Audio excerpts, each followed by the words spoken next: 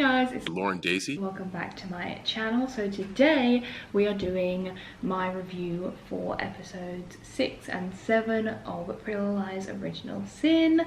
I'm also getting ready at the same time again to go out with one of my best friends, Aisha, so you're gonna have to sit through me doing my makeup again. So I'm gonna do it in a bit of a different format than before. So with before we did just talking about we've done like 3 different ones now actually.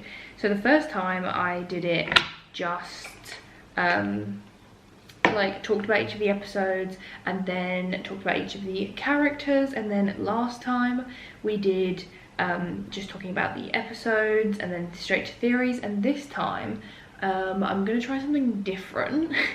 So let me know, I suppose, which one is your favorite. I'm gonna do just talking about the characters this time because seeing all the girls together was only a couple of times across these episodes. I feel like it will just be easier to talk about them all individually, and then theories after that. So that's what we're gonna do, aside from Tabby and Imogen. Because they were together for most of them, I am gonna group those two. So we're gonna talk about Tabby and Imogen together, then we're gonna talk about Faran, and then Noah, and then Mouse, or Mouse and then Noah, and then also just a little bit on Kelly as well, and then theories at the end of that. So I will leave obviously the chapters down below so you can skip ahead if you want to just hear about your favorite character. So we're gonna start with Tabby and Imogen. So how we finished last episode was Tabby and Imogen having their heart to heart, and that is exactly where the show picked up in this episode. So Tabby told her story, which was really emotional, and I don't know, the whole thing was just so heartbreaking, and we kind of got to see a real emotional side to their friendship, which we hadn't seen too much yet. I mean, it's quite clear that they are the closest out of the group, but even so, it was still nice to just see them really connect on that kind of level, you know. And after they'd like confided in each other, they just both felt that like kind of instant relief, which was really sweet. And we saw that Tabby got invited to the party by Greg, more on him in theories. And yeah, so then Chip covered for her shift. That was where her drink was spiked, someone put something in her drink. Then we also found out that Imogen also doesn't know who attacked her, which I kind of had an idea about in my last video, that maybe she didn't know either. So they both kind of think that maybe the same person attacked them both. We also found out later in the episode that Imogen's attacker is also the father of her baby, and her assault occurred on the night of Karen's party, the one that we've seen a few flashbacks of now. I think the idea that it's the same person is probably gonna follow through, and in my like kind of theories I'm gonna talk more about who I think that person is, just kind of based on what we saw in these 2 episodes. And then they both went to visit Crazy Joe, who lives out by the train tracks, and we found out that he was in love with Angela, even though he said that he was in love with Angela and he obviously isn't fond of the girls, like the parents. I don't think he's a contender for A. I think he would be far too obvious. I think had the was in love with her kind of story played out as a motive when we find out who A is, that would have made more sense.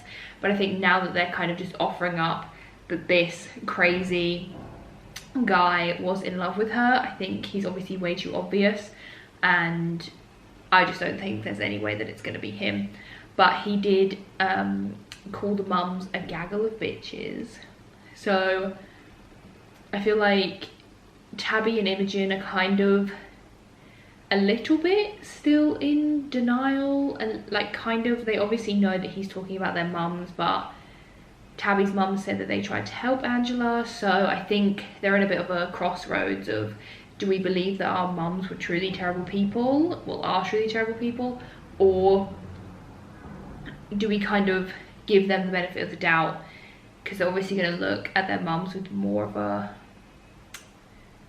a bias because they're their mums and they love them. Then we got into what I was really excited about, but I can't lie, let me know if you felt the same way. It didn't really follow through for me as much. Like, I was really excited to see it, but kind of fell a little bit flat. So we're going to talk about the girls going to Rosewood. I liked that they kept the continuity with Radley being turned into a hotel and everything. I kind of thought if they're going to go and visit Radley, like maybe they're going to keep it as the asylum. Like, I wasn't sure how they're going to play it, but they did keep the continuity with it being turned into a hotel, which I did like. But the actual representation of Rosewood, I think it fell a little bit flat for me. I thought the whole thing overall was really cute. It was nice to see again their friendship more. Them singing in the car together on their little road trip was sweet. And you know, Imogen and Tabby just kind of getting to enjoy the Radley hotel and just relax and also get some answers was really good. It was the actual portrayal of Rosewood that I felt a little bit like I felt this could have been done better. When they like drove up to the Radley, and it wasn't, I feel like the big Radley gates are like so iconic to Pretty Little Liars.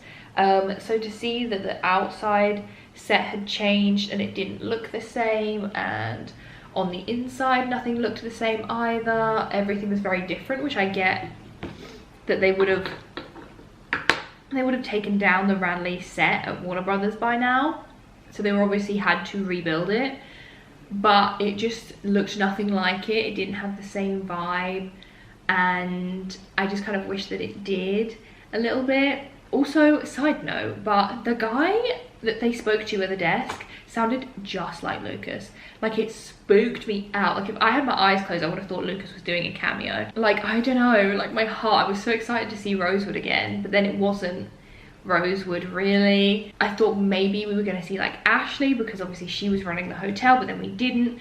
And then when they said about Eddie Lamb, I was like so excited, because that's like a true PLL like reference crossover.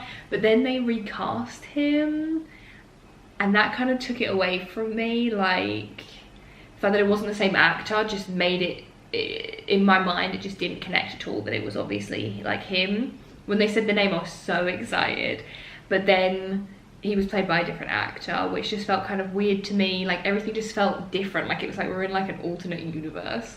Like, everything looked different, and Eddie Lamb was played by somebody else. I guess it would have been difficult to have the same sets, but Tabby went into this bookshop called Ezra's Books, which I did think was cute.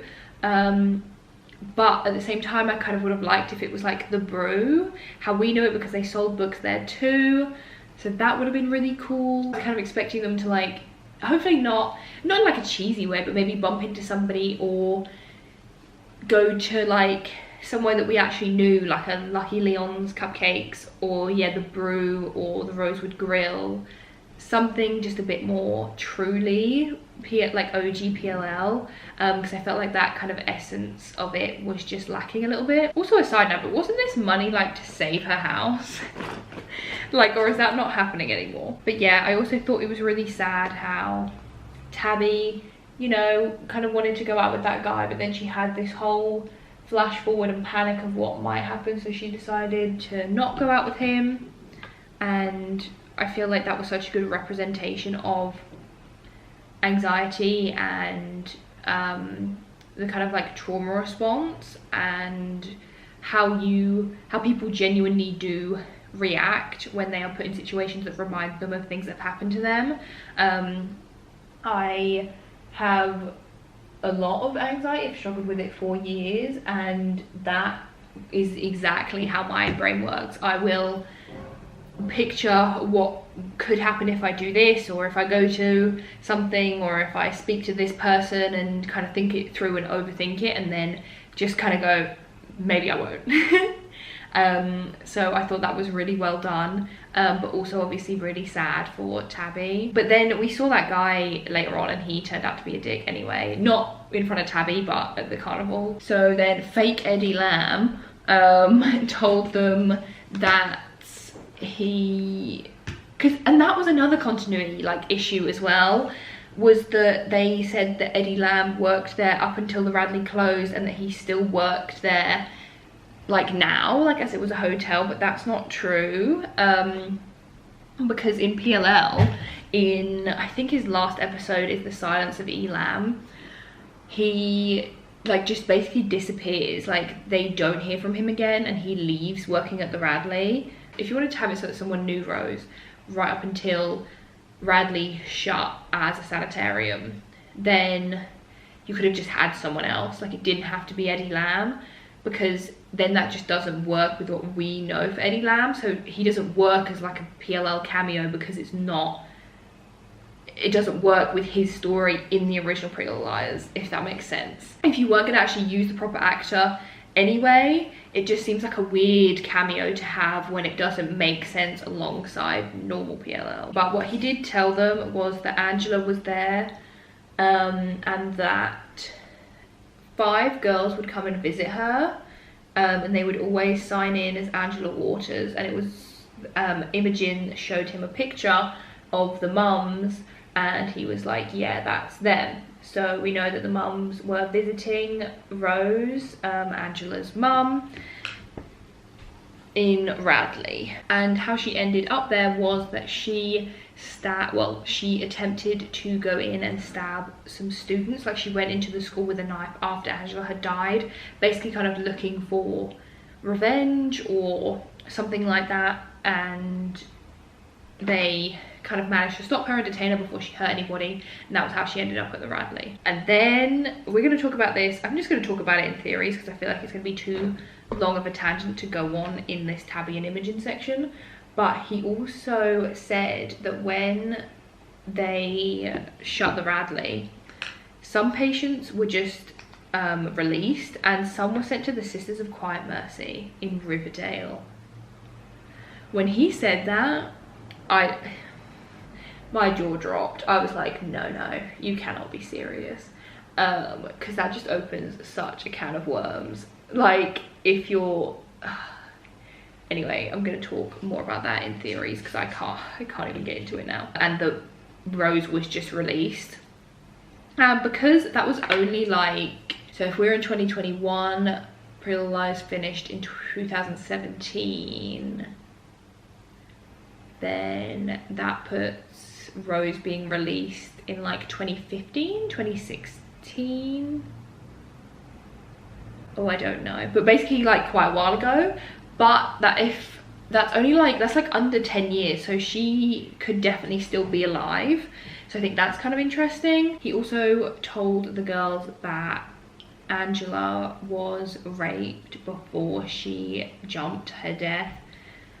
That was what Rose said happened.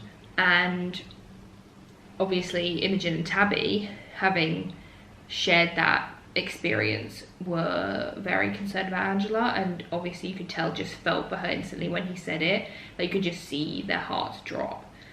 So I think that kind of adds a different layer that I had kind of already speculated that in my theories before.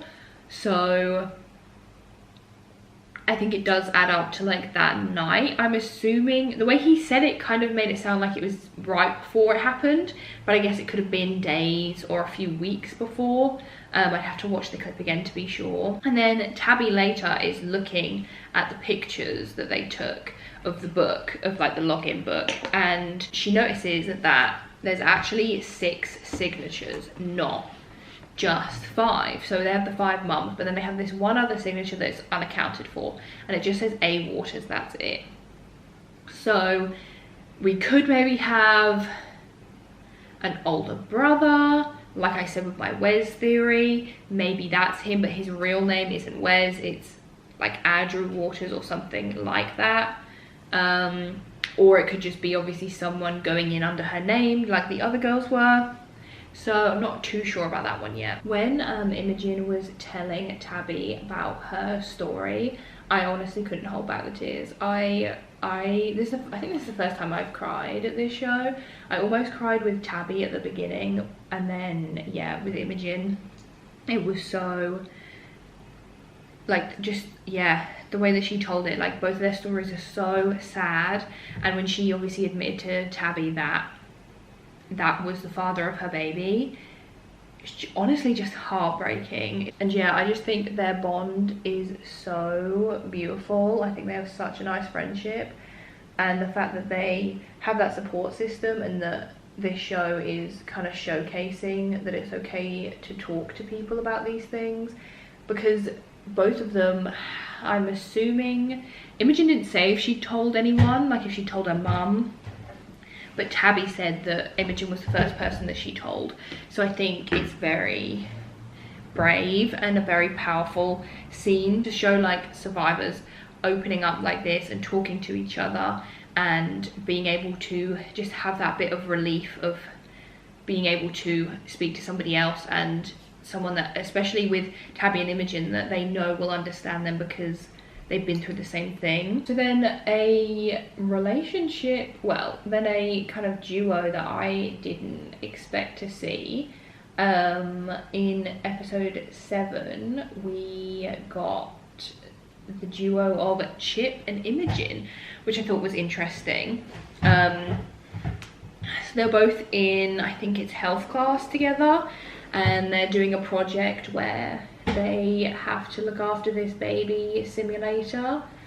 And he kind of asked her if she wanted to pair up, which I thought was sweet, because it's been kind of shown a few times in the show that aside from the other liars, Imogen doesn't really have any friends. A lot of people have kind of like shunned her or don't speak to her. So I thought it was sweet that Chip kind of asked her straight off the bat, like, do you want to be my partner? But it did seem a bit weird because we've never obviously seen them interact before, and as far as we know, like, he has a crush on Tabby, so it did seem a bit odd. And I thought maybe it was building onto my Chip is bad theory. But after this episode, we're going to talk about it, but I really hope that's not the case now. Then we also had, which I thought was a really good scene, Tabby calling out Wes and Chip for not understanding why maybe showing 2 movies that both depict really kind of graphic sexual violence against women wasn't a good idea. Like, they both just kind of stood there and defended their like choice to show these movies, which I think was good to show that Tabby kind of was able to, maybe not Wes so much, but I think Chip was definitely able to educate Chip on why that would make her and other women uncomfortable. And yeah, just kind of, I like that she's very much not letting people just get away with saying these things. Like, even if they're not intending to be malicious or disrespectful, she educates them and she puts them in their place and is like, this is why I feel this way. You should appreciate that, and you should think of women's feelings before you show movies like this, you know. I just thought that was a really, really good scene. I think throughout this whole show, whether it's Faran with the ballet or Noah with the running, you know, obviously Tabby with her film, but also she's obviously very passionate about how women are treated. And I think all of these things I just love, and they're really showcasing the different things that women can be passionate about, and they strive for them and they try hard and they are constantly doing their all for the things they're passionate about. And I think it's so good to see, because it's not in a really forward way, like it's not in a really pushy way, it's purely like, I don't know, it just feels natural. It just feels like part of their characters and just kind of naturally flows into the show, but it's such a good and strong message to put in there, but it doesn't feel forced. So then when well, we're assuming it's obviously took Imogen's like fake baby and hid it and left like the note. Yeah, I thought Chip was really sweet in that scene. He really like calmed her down and helped her find it. I couldn't remember or not if one of the mums received a note saying you're a bad mother. Is that what it said in Davy's note? I feel like I'm gonna have to go back and have a look. But yeah, I don't know why, for some reason I felt like we'd kind of seen something like that before. She asked him to go with her to the adoption appointment, which again I thought was really sweet that he went with her, and you know, it didn't phase. But then, oh god, see, this is where I don't know, because like it was like it didn't phase him too much. Like, even though they weren't too close of friends, he was just happy to be there for her and like be that support that she needed in that moment, which was sweet. But then like in the back of my mind I was like, is this actually sweet, or is he just doing this like to worm his way in, or is he not phased because he knows that he's the father of her baby? Like, oh, I don't know. I hope it's not that, but I also wouldn't be hugely surprised if that did turn out to be the case. I'm not entirely sure. And they had that like sweet interaction outside. He obviously did say that he was the dad, like in there. I don't think that was too weird. Like, I just think in that moment maybe he saw that she didn't want to talk about who the dad was to this stranger, so he just said it so that she would feel more comfortable, and that maybe also that maybe she wouldn't feel like embarrassed that there wasn't a dad or something like that. Obviously not that she should, but it could be, I could see how maybe that would be a kind of difficult thing for her to say to this random lady that she's only just met. So I did think that was sweet for him to do that. And yeah, they had that sweet interaction outside, and it just seemed like in that moment that was the support that she really needed. That, I don't know, like obviously the girls, they're all friends and they're all very close, but they also don't really talk about the fact that Imogen's pregnant that much. And she obviously struggles quite a lot with it, but I don't think she really lets on how much. So I think that in that moment Chip was there and he was just sweet, and she didn't have to ask, and he just kind of stepped up and was there for her in that moment. I think meant a lot to her, and it really, I can't lie, really made me ship them. I thought it was really sweet.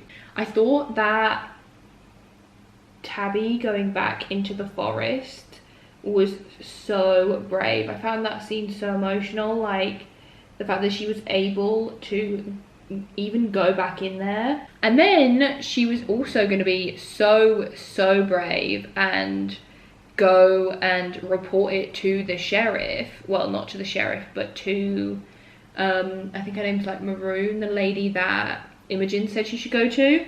And then the sheriff was just being so evil. Like, she was there to talk about something so emotional and was finally ready, you know, to come forward about it, just for him to interrupt and basically accuse her of hurting Tyler. Like, he fully just ambushed her. It was such Wilden vibes. And then after that she didn't feel comfortable saying anything, and then she just went home. Like, I thought that was so sad. Like, that was her moment to speak up, and he like took that away from her, which I just thought was so shitty. Chip and Imogen are so cute. Like, they're actually so cute, and I'm so invested in them already. Like, it's only been one episode that I've even thought that these two could be like a possibility for a couple, and I'm already hooked. Like, I'm already like, yeah, I'm in. I just thought they were so cute, like at the pizza place, and he was making her laugh and they were just chatting, and I feel like Imogen just really felt like a normal teenager, and it was so cute. And you know, he was being supportive of her, and you know, like, I'm just gonna be so upset if he's actually evil after this. And then like when Imogen got home and they were talking, like her and Tabby, like getting all excited about her crush on Chip, and she obviously asked Tabby's permission, which I thought was so cute. You know, being like, would it be weird for you if I went out with him? And Tabby was like, no, of course not, we're just friends. And they were all excited for each other, and I thought it was so sweet. Like, in a show that is a majority of the time quite dark, it was just such a sweet moment between the two, just so wholesome. So then we go to the carnival, and Tabby's mum, Sydney, seems to be the nicest out of the 5, and they kind of showed that in that very first flashback with Angela, because she, you know, seemed to show some kind of remorse, and then obviously Davy was like no, and I don't think we've seen her like receive a package yet or like have a specific one-on-one flashback with Angela. So I think maybe in that we'll see that they were almost friends, or yeah, she just doesn't seem as bad, and she seems to genuinely care about Tabby and be a good mum to Tabby, and is trying her best to be a good kind of like guardian for Imogen as well, whereas the other mothers, I feel like you can't really say that about them too much. So I think that is nice to see that we do have a couple good parent figures in this show to an extent. Honestly, Chip and Imogen at the carnival was so cute. They had their little candy floss and they were laughing, and then, you know, they saw this couple kiss, and he was kind of, you know, insinuated, would you like maybe want to be more than friends? And at first she, you know, says no, and he's kind of like, I don't know, I think they're both kind of in this weird like insecure place where I think they both think they don't really deserve that. And he says, you know, he basically says that he doesn't maybe socialize as much as he should, and that he's been, you know, had this crush on Tabby for like 3 years, knowing that really it's not going to go anywhere, which I did think was a bit of an odd thing to confess to the, like, she's obviously one of Imogen's friends as well, and you're like confessing that you like Imogen while also saying that you've like been in love with her friend for years. But yeah, he was basically saying that he's not boyfriend material and he doesn't feel like he is. But I didn't feel in a pick-me boy way. I will say that. And Imogen kind of has a similar thing, you know, for different reasons, but she, I think a lot of times feels like she, because she's pregnant, can't be a normal teenager, and feels, yeah, just like she's different from everyone else, and that she doesn't maybe deserve to have those high school experiences and deserve love. And he's basically just shows her that that's not true, and I just thought it was so sweet. I think it kind of gave her that reassurance that she needed, that despite being pregnant or whatever's gone on with her, she is worthy of that, and she does deserve love, and she can be loved, and she can have high school kisses and, you know, just kind of experience things like a normal teenager, which I think she's wanted to feel for so long. And then they kissed, and I just, and she says she likes him back, and he says that he really likes her, and I just thought it was so adorable. I thought it was so well done. Instantly made me invested in them, instantly made me just want to root for them. I thought it was so well done. It wasn't cringy or cheesy or anything like that. It felt really natural, and it just was so sweet. I just loved it. So Tabby thinks that she has a way that they can potentially catch who assaulted them. She looked at this blood drive poster when she went into the nurse. I think maybe because she was gonna, it seemed like she was gonna talk to the nurse about it, but I think maybe she wants to know who it is first before she talks to anyone, so that she kind of has an actual like name or maybe concrete proof that it was them. And I think her way of doing that is somehow through the blood drive, but I'm not really sure how. Maybe talk a little bit more about that in theories. And then at the very end, the final scene of episode 7, Tabby and Imogen, bless their hearts, they're about to tell the other girls about their assault story, which I'm sure they still will get the chance to, but I did kind of think it was kind of sad that that was the moment the show decided to do an A text. Obviously, like, them now realizing that A killed Tyler was like a big good moment to end the show on, but I did think, you know, talking about that kind of thing and bringing it up to, like, it was kind of hard enough for them to talk to one another about it, let alone 3 other friends who were relatively new friends to them still. You know, that was going to be obviously a big moment for them, so for it to be interrupted by an A text felt a little bit weird. So now we're going to talk about Faran.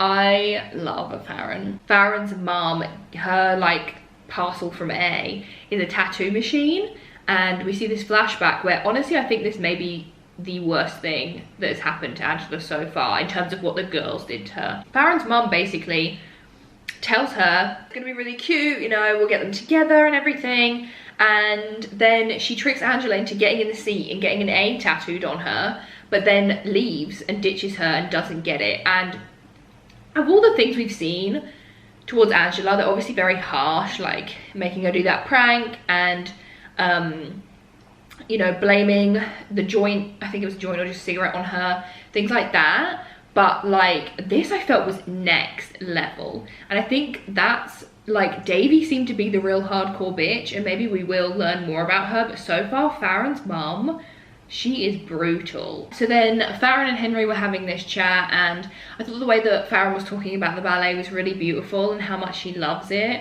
And she opens up to him about how she had scoliosis surgery at 8 years old, and you know, she had to wear a brace and things, and he is really sweet about it. So then they're doing these, I think they were auditions or something, and this kind of judge or big person in the ballet world is there watching, and Kelly tries to sabotage Faran by saying that she has scoliosis, and the lady is just more impressed by that, which I thought was so good. I was so glad that Kelly didn't get that moment to sabotage her, which maybe is kind of telling us that she is Kelly and not Karen, because Karen was very calculated, and I don't think she would have said something or made a jab that she didn't think was gonna land. After that, they are at dinner, her and her mum and her dad, and her mum says that she's booked an appointment with her to see someone to have her scar, like, not removed, well, kind of like, it's like a plastic surgeon, to see if they can kind of rectify her scar so it's not as big, I think, like down her back. And her dad is very like, only if it's what you want to do, like he's very giving it the side eye, right? And she goes to this appointment, and it's like multiple surgeries that it's gonna need. And she said she was in there and she just realized that she doesn't think she wants to do it, it's just her mum that does. And I thought that was such a powerful conversation. It was so good, because I feel like lots of girls, you know, everyone, but I think definitely lots of girls want to have this conversation with their mum or, you know, aunt or friend or, you know, whoever it is, about how their words about their appearance really do affect them. You know, her mum says you'll be that much more beautiful, and Faran's like, well, that makes me feel like I'm not beautiful. Like, don't you see how your words can be interpreted, and you make me feel like my scar is a bad thing when it's not. And I loved that she called her out and she said it as it was, and she had that conversation, because I do feel like we see it a lot. You know, we had Blair and Eleanor in Gossip Girl, and she in the beginning was too obsessed with her appearance, and you know, there's a lot of that, and I think that's definitely very prevalent in real life.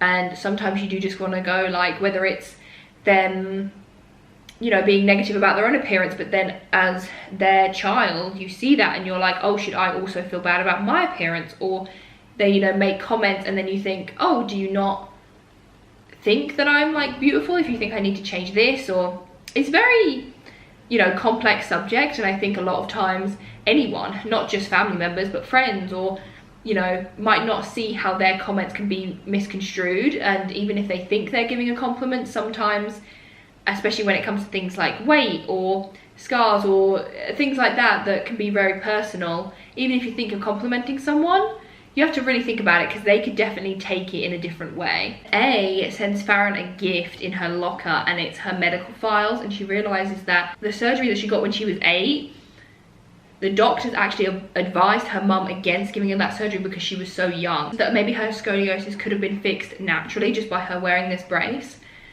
but her mum insisted on the surgery, when all her life she's told Faran that the doctors told her the surgery was necessary, which is just, oh my god, like, that was just, for her to like see that and to realize that her mum had lied to her for so long, and you know, it was so out of her control. She forced her to have this surgery because of a dream or something that she was trying to force onto Faran, like dancing and being perfect, and she just assumed that Faran having scoliosis would be a hindrance to her, rather than just listening and waiting and seeing if it could get better on its own, she was like, no, she has to be perfect, and she has to be perfect now. So Kelly actually ended up dropping out of Swan Lake, which we'll talk about when we talk about Kelly later.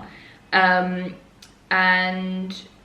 so Faran is back as the lead again, and the dancing coach, I can't remember her name, but she says, you know, we'll make a panel so that your scar will be covered, because for years she's covered her scar because she, you know, didn't want to show it.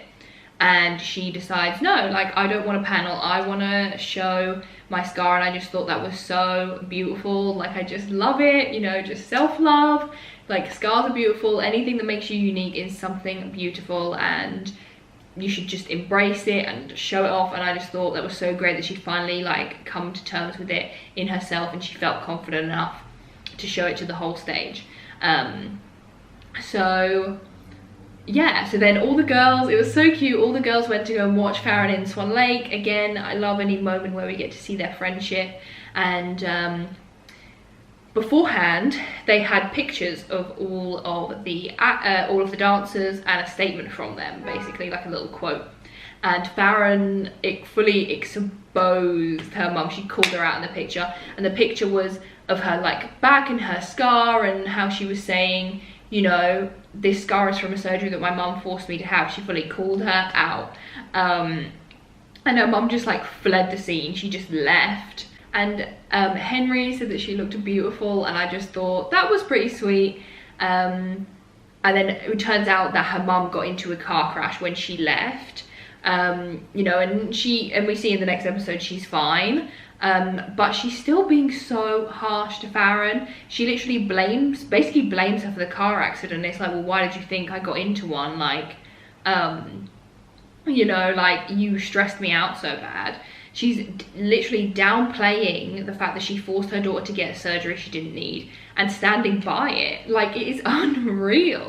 Like, I could not believe it. It's like Noah's mum, who we're going to talk about in a little bit, but like, they literally just stand by these awful decisions they make, like, and they are not wavering. So then Faran and Henry are dancing together, and he notices that she's, you know, obviously in pain a little bit, and she admits that she still has back pain, like even now sometimes. So he's concerned, and he goes to the teacher and, you know, kind of expresses his concern about this. And the teacher refers Faran to a doctor who's kind of like a specialist for dancers. It's so sad, but basically, because of this pain, she has to give up dance for 6 months at least. She has to wear a brace again, and she has to go to physical therapy 3 times a week. And her mum honestly doesn't even seem to care. Like, her first like concern is like, how long are you not going to be able to dance for? Like, it is just absolutely brutal. You know, it's all because of the surgery that she forced her to have like years ago. And yeah, she just doesn't really seem to show any kind of remorse at all. And yeah, that was kind of it for Faran. And then we did see her at the carnival. Her and Henry were on the Ferris wheel together and stuff, and they had quite a sweet moment. Like, he says all the right things and like to be likable, but there's just something where I just don't feel like their chemistry is there. I don't know why. I don't know if that's like it's not purposely not supposed to be there, or if maybe it's just not clicking for me. I don't know. So now we're gonna talk about Mouse. Cutie pie that she is. Ash asks her out, and she's so like excited. It's so sweet. We, you know, see that Steve obviously hasn't let it go. And she has a rule with the people that she sees, is that, you know, she gives them one last memory with their missing child. So it is, you know, what people were thinking, that she does it for grieving parents. And, you know, she gives them one last memory and that's it. They cannot contact her again. But obviously Steve is trying to call her and reach out to her. And the girls are all happy for Mouse. Ash asked her out. It's so freaking cute. He asked her on a date. But then, so they're on their date and it's so cute. They're like bowling together. But then Steve is there. Bloody hell. And Mouse is like, you have to leave. Like, you have to go. And then he introduces himself to Ash as Mouse's dad. It was just absolute lunacy. It was crazy. I was like, what is with this man? And obviously, you know, Ash is like, this is weird, because it's known by everyone that Mouse has 2 mums, and like she's never mentioned a dad before, and now this guy's like, hi, I'm her dad. Everyone's a bit like, a little bit weird. And then he also showed up at Faran's Swan Lake show as well. Like, he was proper going for it. So Mouse manages to find where he works, and confronts him, and is like, you have to leave me alone. Like, this is weird now. And, you know, like, I know things about you. Don't try me, basically. I will dox you. And he kind of like Uno reverse card does it, and he's like, well, I know stuff about you too. And he knows about her mum. So she's like, how do you know all this stuff? And he says that he goes to a support group for parents who I think have missing children or have had missing children in the past. And Mouse's mum goes to this support group as if like Mouse was taken, like tells the story as if Mouse was taken, when in reality we know that she wasn't taken. In the flashback that we see, a guy attempted to walk away with her, but the mums stopped him before he could. So Mouse is very confused. She's like, why would she tell people that I was like abducted and go to a support group when that is just not true? So then we get a bit more insight into Mouse's mum, Elodie, I think her name is, and we see a flashback. So she was at the carnival in, I think, the Mirror Maze with Angela, and because they were alone, she was like, oh, we're alone now, and they kissed. It was very Emily and Ali, like early days, where it was clear that Elodie wasn't very secure in her sexuality and kissed Angela, and they maybe had that kind of relationship that like Emily and Ali had, where they'd like kiss sometimes, but then the other one would kind of play it off. And Davy catches them, and Elodie basically accuses Angela of attacking her, you know, all this stuff, like pushes the whole thing on her, and it's really sad. I think Elodie is probably the one I feel for the most, because obviously what she did wasn't right, but at the same time I understand where she felt that insecurity and knew that her friends would have judged her, and Angela was kind of the easy scapegoat, which obviously doesn't make it right. But I think out of all the mums, out of all the shit they've done, you know, Elodie's one is a bit more, you can kind of see her side a bit more, basically. So then Mouse gets a text from A, and it says that the man that took her wasn't a stranger. So I assume this meant that he was maybe her dad or something like that. So she tells her mum she's going to the carnival, and her mum's like, no, you know, we don't go to the carnival, because that's where Mouse was almost abducted. And Mouse is like, no, I'm going this year, like I've had enough of your protectiveness, and Ash wants to take me, so I'm gonna go. And she's like, was he a stranger? And her mum says, yes, he was a stranger. So Mouse says, well, if he was a stranger, obviously he's long gone, he's not gonna be at this carnival. And for me, this seemed like the right moment to tell her the truth. I don't know why she kept it from her. Like at this moment, this was really the time to just be honest about it. But anyway, so then Mouse's other mum, I don't know her name, but she's a bit more lenient and kind of sees where Mouse is coming from, and is like, you know, this paranoia has got to stop, and if it doesn't stop, then I think I'm gonna have to leave. Basically, she threatens to leave Elodie, and Elodie chooses Mouse and chooses the paranoia she has over Mouse, and trying to stop her at the carnival. So yeah, they're at the carnival, and you know, Ash, and also the carnival looks so cool, but Ash and Mouse are like together, and she accidentally calls him her boyfriend, and he says he wants to be her boyfriend, so they become official, and it was such a sweet moment. And then they're in the mirror maze, and Mouse thinks she's seen A, and A's chasing them, and that whole scene was really cool. I just loved the setup and how it was filmed. And so Elodie gets a text saying that she needs to tell Mouse the truth, or her worst fear is going to be realized. So she goes there and manages to meet her as she's being chased by A, you know, and she's safe, and she tells her the truth that the person that tried to take her was her dad. It was a bit confusing.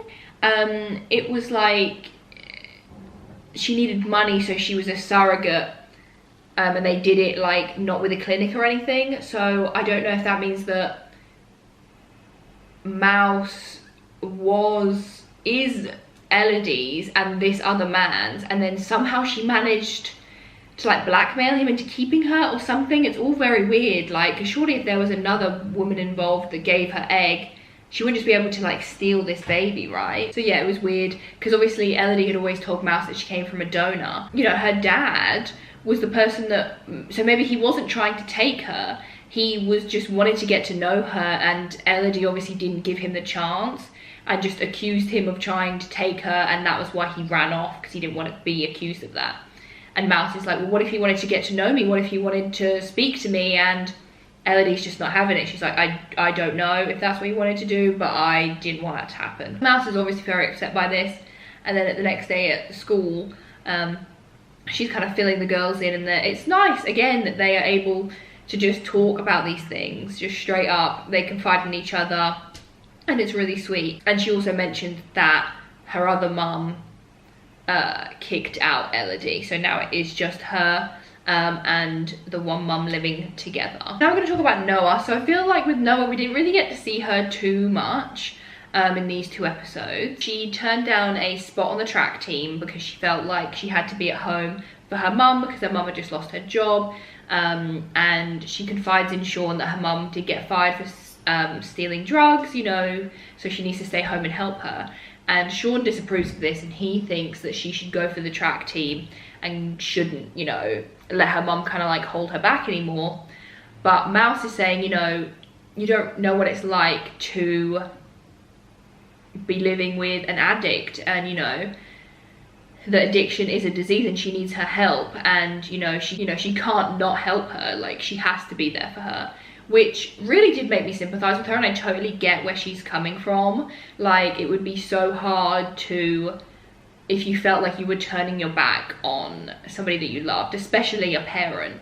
And addiction is a serious thing. For some people, it is just all consuming. So I definitely get how it can be kind of annoying for someone who hasn't experienced something like that or anything like that in their life to tell you what you should do and tell her, you know, you've given up too much for your mom, like stop doing it. It's not that easy when you care about this person and you're watching them struggle with something like that. So Noah asks the nurse at school if, you know, she can talk to the hospital, you know, she's friends with Marjorie, maybe see if they'll give her a second chance.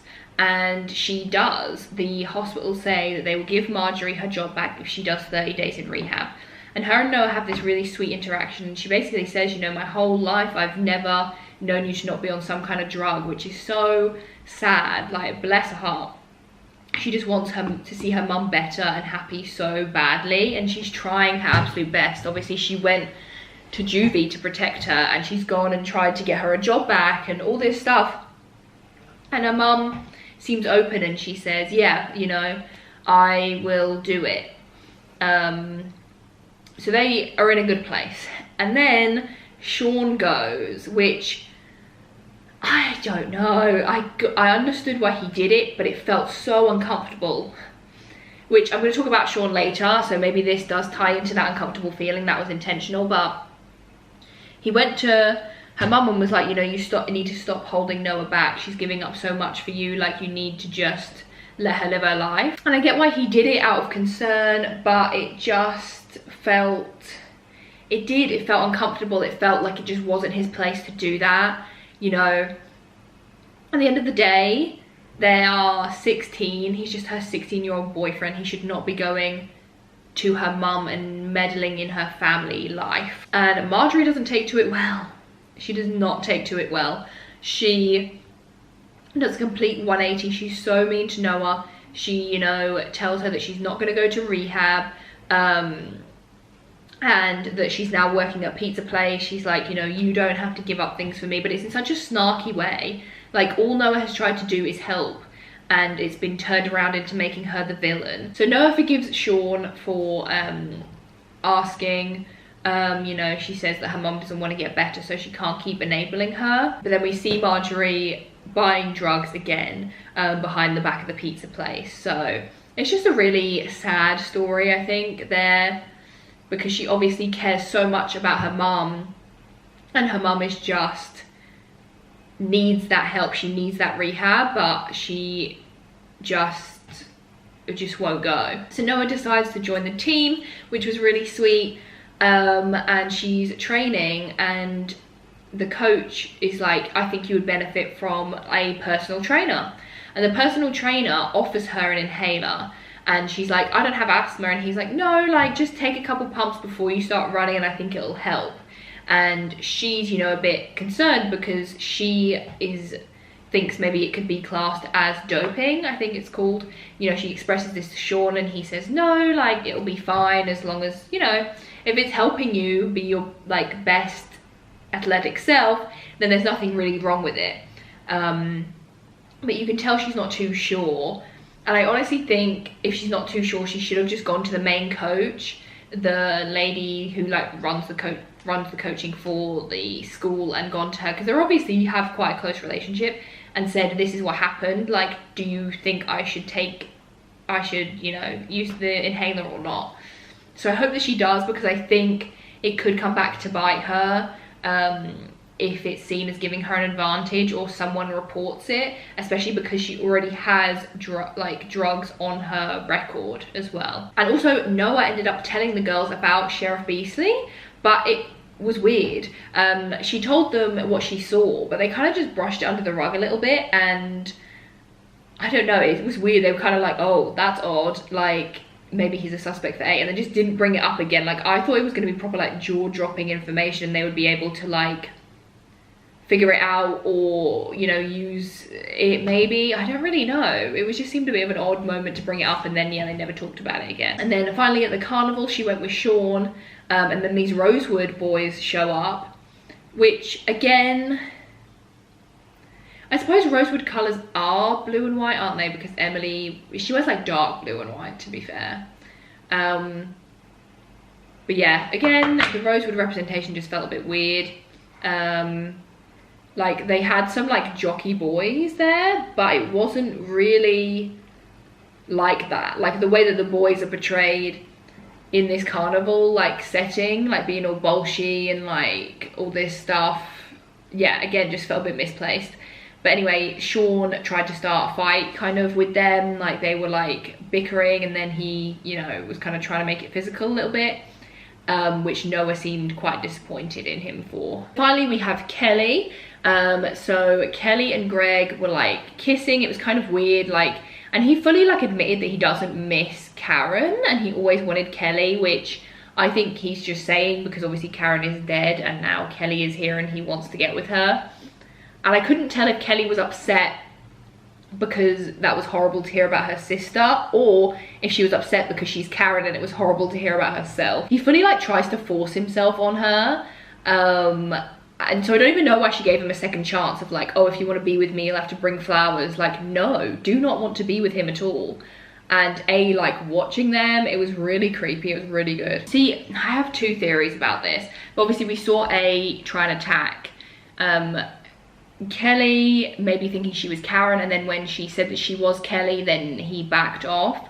And yeah, so I knew that he was going to attack Kelly when he thought that she was Karen. So I think her saying, like, no, it was me, like, it's Kelly, and then he backed off, I don't know, like, that seems like the moment to let out the secret. Like, if you actually are Karen, that seems like a moment that would probably make you bring it to the surface. Or maybe if she thought, oh god, he thinks I'm Karen, he's gonna kill me if I'm Karen, she played up the Kelly thing even more. I really can't tell at this point, like, which way it's gonna go. Also, like, this man is actually evil, the sheriff man. Like, they're at the carnival together, the three of them. Poor Martha's actually up and about, and, you know, and wants to play games with them, and it's like, oh, we should play this game we used to play, and he's like, you can't play that because you need 4 people and there's only 3 of us now. And poor Kelly's like, poor Kelly, Kelly's like, I'm just not good enough, am I? And, like, I don't know, like, their family dynamic is very odd, it's very strange, and he's just a fool, just seems evil. So now we're going to talk about theories. So for the attacker, I think it could be Sean. He's my kind of, I have two picks. I have Greg, who I think is my obvious pick, and I have Sean, who I think is my surprise pick if they're going to go down the shocking route. I don't want it to be Chip anymore. I don't know if that's just denial, that I don't want it to be him, so I'm not even putting him in my theories as a candidate, but I don't want it to be him. I like him and Imogen, and I think that would be really heartbreaking for not only Imogen, but also for Tabby, like for both of them. So yeah, I think if they're going down the kind of shocking nice guy route, it could be Sean, because he's been portrayed as a nice guy. I think I said it in the first episode, he seems a bit too good to be true kind of nice. He would have been at the bonfire party, and he also was at Karen's party as well, so he's, you know, he's there. You know, and they kind of showed a bit of his angry side with him trying to start a fight with those Rosewood boys. That felt a bit weird. Him kind of confronting Noah's mum also felt a bit weird. So I think maybe it could be him. If it's the obvious route and it is Greg, I said I thought he was too obvious, but now, like, maybe they are going to go with that. Like, you know, just make him bad through and through, which would be fair, because for him to not be the person wouldn't be a redemption arc, because he's obviously just like a dick. But I think, yeah, maybe it's a when someone shows you who they are, believe them kind of situation. And he is, you know, he obviously did that to Kelly on the stage, like kind of forced himself. But yeah, because she was like properly alert and wasn't drugged, maybe he thought that, you know, it was just too risky there. You know, and he was the one that invited Tabby to the bonfire party in the first place. And, you know, we also know that he tried to kiss Imogen at that party and she rejected him before. So I think the clear motives are there. So those are my kind of two top picks at the moment. I have another theory about Sean as well. I think potentially he is taking maybe steroids or some kind of performance enhancing drug, because he seemed weirdly nonchalant about Noah being worried about, you know, using an inhaler. And maybe that's because, like, he does that kind of thing himself, like, you know, uses those kind of drugs to make his performance better. And then I think obviously with her mum being a drug addict, that would be quite a big twist and quite a dilemma for Noah to find out that he is doing that. I don't know, I just feel like he's got dodgy energy. I can't explain it. I didn't feel it in the first few episodes, like, but I did feel like maybe he's too good to be true, but he hasn't given me anything. But now I feel like he's got dodgy vibes. In the flashback, when Rose went into the school, the teacher that stopped her, I think, is a younger version of the principal we have now. I don't have any kind of thing else to go on other than that, so maybe he is more involved. Maybe he, you know, stopped her and then spoke to her and started to feel bad for her and feel bad for Angela, and maybe she's roped him in and they're like a little bit of a duo in this A team. Not really sure. And it would kind of make sense because A's lair seems to be at the school and he's the principal. So that's just a bit of a random one. So the blood drive, I don't know how they're going to find out who attacked them through the blood drive, like maybe through a DNA test with Imogen's baby, but I don't know if she's too far along to have a paternity test. I think maybe in the 3rd trimester you can't have them anymore. But then there'll be so many people to test the blood off, like that just wouldn't make any sense. So I don't really know how that's gonna work, so I'm kind of intrigued about that. A very far-fetched one, but potentially Aria and Ezra could adopt Imogen's baby. I'm not sure if Imogen's gonna keep it or give it up yet. I feel like usually in these kind of situations, whenever it's a teen show, they always seem to give up the baby or unfortunately lose it. Like that kind of seems to be the route, because I think maybe they don't like writing. Babies are kind of, this sounds awful, but babies are kind of a hassle on like a TV set because they can only work very minimal hours, so you have to use like dolls and other things instead. And I guess kind of writing this mystery around that, the kind of more basic life things that you like that Imogen would have to do, like obviously feeding her baby and looking after her baby, you know, babies are not easy, and writing that into a story about high school and about like a kind of murder mystery and this kind of spooky thing, maybe that is just not really the kind of path they want to go down. I wouldn't be surprised if they don't. Like in 90210, you know, Adriana gave up her baby, but we did see, I suppose, in the Secret Life of the American Teenager that she kept her baby. So don't really know. I guess maybe it could go either way. But I think if she does give it up for adoption, obviously we know that Ari and Ezra can't have kids, and they already have one kid. That was confirmed in The Perfectionist, that they adopted a girl called Catherine Ella. So, well, not in The Perfectionist, I think it was like in text. Like, it was just, maybe I'll make a video one day on that shambles, but anyway. So maybe they're looking to adopt a second baby. Like, that would be a pretty cool cameo. I don't know if Lucy would do a cameo. Like, it doesn't seem like any of the OG liars are coming back, but I think if any of them are, Lucy is the easiest bet. I love Lucy. I would love to see her in this because she has worked with the CW a lot before. I think she's done a couple of shows with them. Life Sentence was the CW. I think she was in a pilot as well, like a Sorority Girls or something. Did I make that up? Oh no, that was her movie, Sorority Wars. There was one that she did with, I think, Ashley Nubra, like, that didn't get picked up. Anyway. And then she also was obviously in Katie Keene, which is a Riverdale spin-off. And she was in an episode of Riverdale, I believe, to like introduce that show, I think. So that wouldn't surprise me. I think out of everyone, she's maybe, and she's very close with Bailey Madison, and she obviously hosted the Pretty Little Liars Original Sin premiere. So I think if it's going to be any one of the main cast, it'll probably be her. So maybe, you know, it'll be like a meeting with a prospective couple kind of thing, and it'll be either Ari and Ezra, but maybe not Ian. I don't know if he would come back, so maybe just Aria. But that's a very far-fetched one. Now, this isn't so much of a theory. This is my last thing. Not so much of a theory, but a rant, maybe. Riverdale. I have videos on Riverdale. You can go and watch them. I have a Riverdale playlist. Oh my god. By saying that some of the patients from Radley, they either got released or they got sent to the Sisters of Quiet Mercy in Riverdale, making Riverdale canon is crazy. That is crazy stuff to me, because oh my god, like, if you're just going on Ravenswood alone and that kind of weird ghosty vibe, it would make sense for, like, I guess Sabrina to be canon with Ravenswood, but then that literally opens up such a can of worms. Like, if it is just a name drop, like, fair enough, but I feel like in shows like this, it's like the Caleb Rivers thing. I don't really like meaningless Easter eggs too much. And, like, if they don't make sense with the story that we know.